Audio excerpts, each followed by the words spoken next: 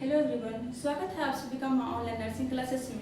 अगले क्लास में हम पढ़े थे डिजीज के बारे में। तो डिजीज के बारे में पढ़े थे डिजीज क्या होता है, और मतलब ये पढ़े थे कम्युनिकेबल डिजीज। कम्युनिकेबल डिजीज में क्या आता था, रेस्पिरेटरी कम्युनिकेबल डिजीज और वाटर बोर्न कम्युनिकेबल डिजीज और जो है वेक्टर बोर्न कम्युनिकेबल डिजीज। तो हम आज पढ़ेंगे रेस्पिरेटरी कम्युनिकेबल डिजीज में। रेस्पिरेटरी कम्युनिकेबल डिजीज में कौन कौन आते थे, तो मीजल्स, मप्स, रूबेला, डिप्थीरिया, टीबी, पट्टीसूस, ये सारे जो है रेस्पिरेटरी कम्युनिकेबल डिजीज में आता था। आज हम पढ़ेंगे मीजल्स के बारे में। तो आइए देखते हैं मीजल्स के बारे में। आज क्या पढ़ेंगे हम, मीजल्स के बारे में आज पढ़ेंगे। तो मीजल्स का क्या होता है, मीजल्स का कैजेटो ऑर्गेनिज्म मतलब कारक। मीजल्स का कैजेटो ऑर्गेनिज्म क्या होता है, तो मीजल्स का जो कैजेटो ऑर्गेनिज्म है वो है paramyxo virus.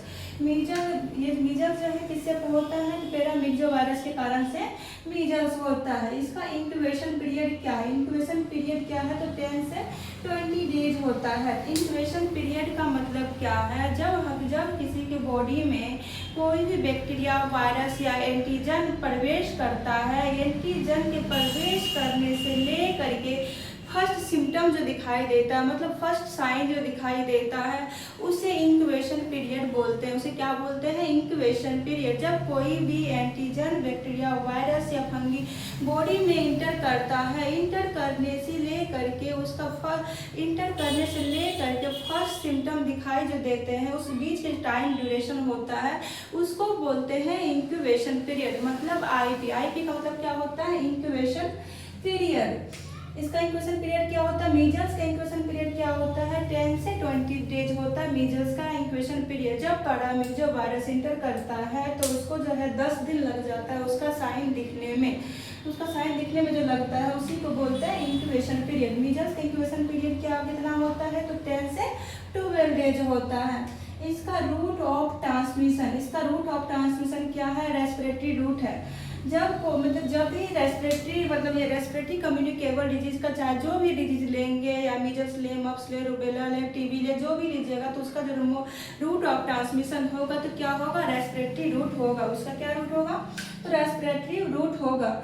Mode of transmission, ये जो है किस विधि से फैलता है, तो ड्रॉपलेट न्यूक्लियाई से फैलता है, मतलब खांसने सीखने के द्वारा ये फैलता है। मोड ऑफ ट्रांसमिशन मतलब क्या होता है कि किस विधि से फैलता है। मीजल्स जो है किस विधि से फैलता है, मीजल्स जो है ये खांसने छींकने के माध्यम से फैलता है, मतलब ड्रॉपलेट न्यूक्लियाई के माध्यम से फैलता है। उसके बाद क्या है, एज इसकी ये जो है किस एज ग्रुप को ज़्यादा प्रभावित करता है। एज जो है मीजल्स का जो है किस एज ग्रुप को ज़्यादा प्रभावित करता है।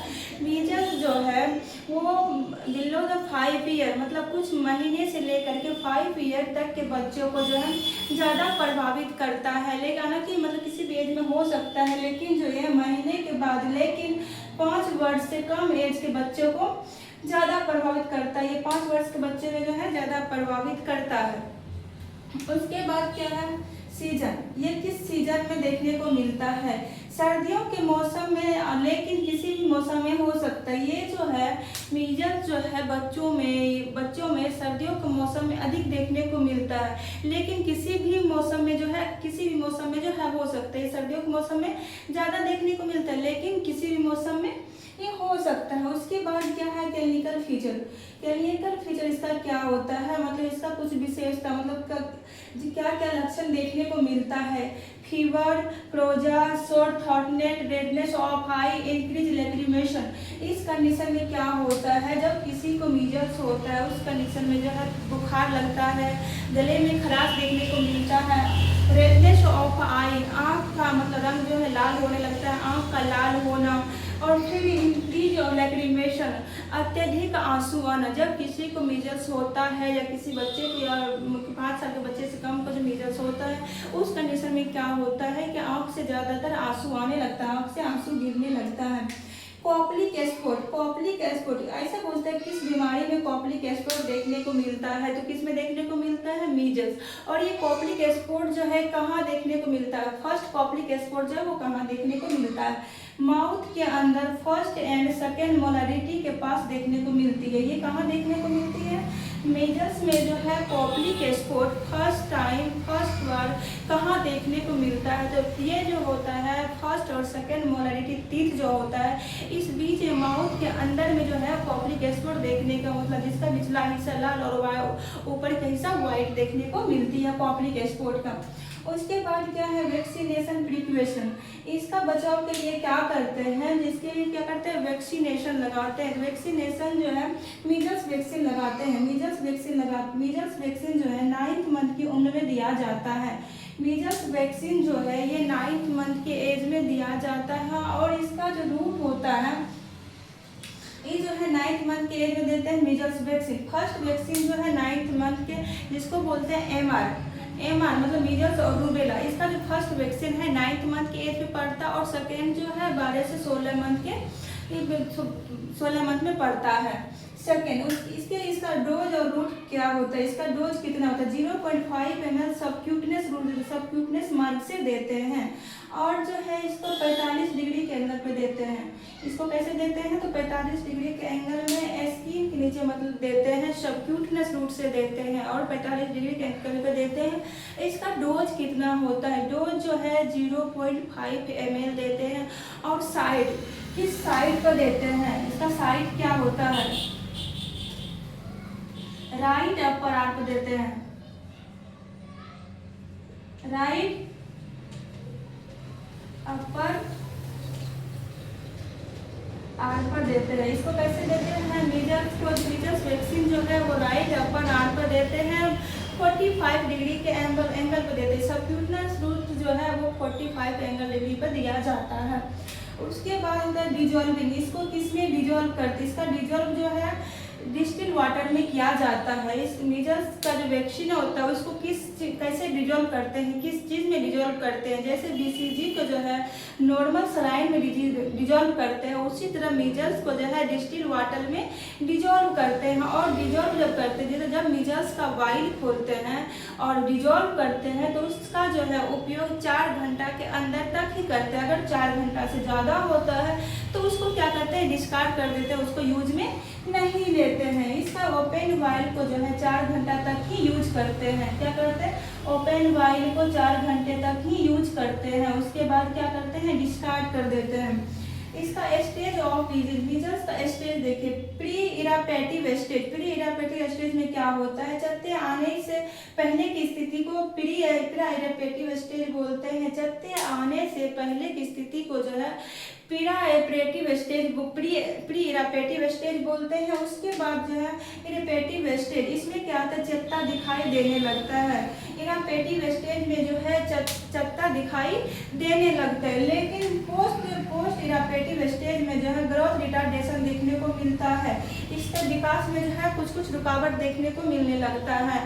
पोस्ट इरापेटिव स्टेज में जो है कुछ रुकावटें देखने को मिलने लगता है। मतलब इससे पता चलता है पोस्ट इरापेटिव स्टेज में संकेत देता है कि बीमारी ठीक हो रहा है। ये बीमारी का स्टेज है। इसको शॉर्ट टर्म में याद रखने के लिए हम एक डायग्राम के थ्रू याद करने के लिए लिखते हैं।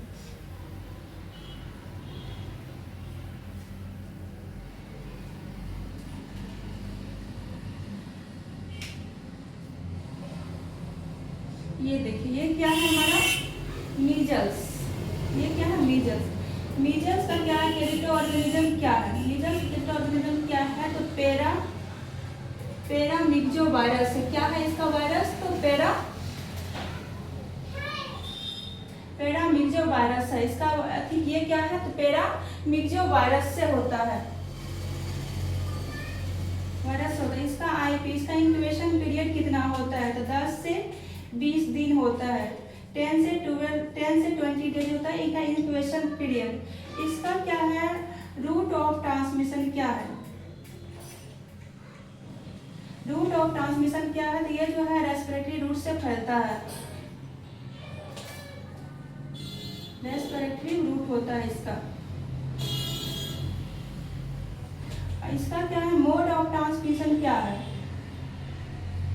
मोड ऑफ ट्रांसमिशन क्या होता है? ये जो है ड्रॉपलेट से फैलता है।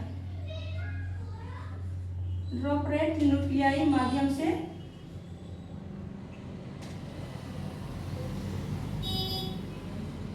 न्यूक्लियाई माध्यम से फैलता है। इसमें क्या करते हैं, वैक्सीन लगाते हैं। वैक्सीन कैसे देते हैं, ये देते हैं सबक्यूटनस रोड से। कितना देते हैं, तो 0.5 ml देते हैं। कितना डिग्री पे, तो 45 डिग्री के एंगल पर देते हैं। और ये जो है 9 मंथ पर दिया जाता है। क्या करते हैं, 9 मंथ पे देते हैं। ये किस एज ग्रुप को प्रभावित करता है, तो बिलो द, ये जो है 5 ईयर, बिलो द 5 ईयर बच्चे को ज़्यादा प्रभावित करता है। इसका जो मतलब ये इसका क्लिनिकल फ्यूचर, और इसमें क्या होता है, कॉप्लिक एस्पोर्ट देखने को मिलता है। इसमें क्या होता है, तो कॉप्लिक एस्पोर्ट देखने को मिलता है। कॉप्लिक एस्पोर्ट देखने को मिलता है। इसका जो मतलब ये जो है, इस तरह से हम शॉर्ट इसको याद करने के लिए मेन पॉइंट जो है इस तरह से हम याद करते हैं। इसका पेटो ऑर्गेनिज्म क्या है, तो पैरामिक्सोवायरस है। इंक्यूबेशन पीरियड कितना होता है, तो 10 से 20 डेज होता है। इसका रूट ऑफ ट्रांसमिशन क्या होता है, रेस्पिरेटरी रूट से होता है। मोड ऑफ ट्रांसमिशन जो है ड्रॉपलेट न्यूक्लियाई होता है। मीजल्स में जो है कॉप्लिक एस्पोर्ट देखने को मिलता है। और ये जो है फर्स्ट और माउथ के अंदर, ये जो है माउथ के अंदर फर्स्ट एंड सेकेंड मोरालिटी, ये जो है फर्स्ट एंड सेकेंड जो है मोलर टीथ के अंदर, माउथ के अंदर जो first and second molar teeth के पास दिखाई देता है ये कॉप्लिक एस्पोर्ट। किस बीमारी में कॉप्लिक एस्पोर्ट देखने को मिलता है, तो मीजल्स में। मीजल्स वैक्सीन जो हम किस एज पे देते हैं, शुरू करते हैं तो 9th मंथ पर फर्स्ट मीजल्स का वैक्सीन पड़ता है। और मीजल्स का इंक्यूबेशन पीरियड कितना होता है, तो 10 से 20 डेज होता है। ये सब जो है सारे जो है मेन पॉइंट है जो कि हम मीजल्स के बारे में पढ़े हैं। नेक्स्ट क्लास में हम दूसरे डिजीज के बारे में पढ़ेंगे। इसी तरह हम जो मेन पॉइंट होगा डिजीज का वो हम पढ़ेंगे। Thank you. अगर वीडियो अच्छा लगा हो तो लाइक एंड सब्सक्राइब करें।